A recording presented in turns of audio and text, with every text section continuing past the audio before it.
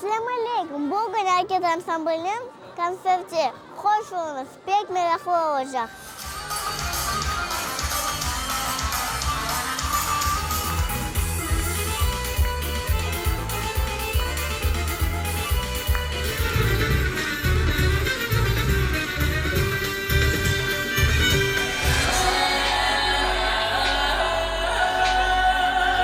Отчетный концерт – это главное событие для детей, к которому мы готовимся на протяжении всего года. Это традиция, которую нам передали еще наши учителя.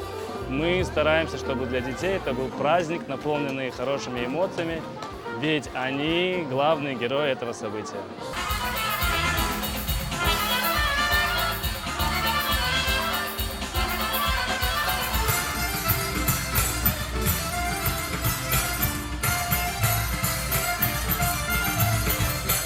Я люблю ансамбль «Харекет», там добрые учителя, мы очень ждали этот концерт.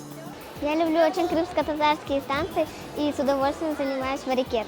«Харекет» — это большая семья, где очень любят крымско-татарский танец.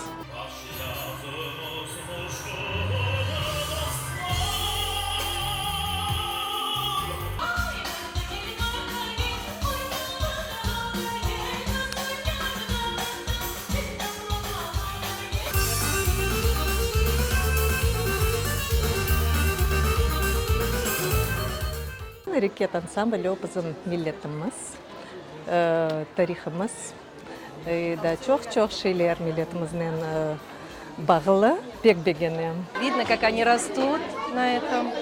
На концертах показывается результат их работы. Гордость, радость за ребенка.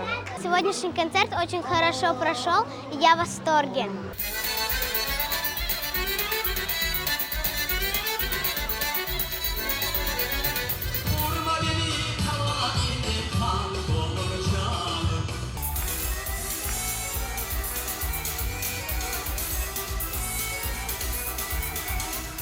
Каждый хореограф, каждый коллектив вносит в танцевальную культуру что-то свое.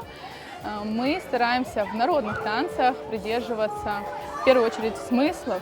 Каждый поворот, каждый жест, движение руками, он что-то значит. То есть это не просто красивый рисунок или красивое движение. Стараемся сохранять сюжетность в номерах, чтобы дети понимали, о чем они танцуют.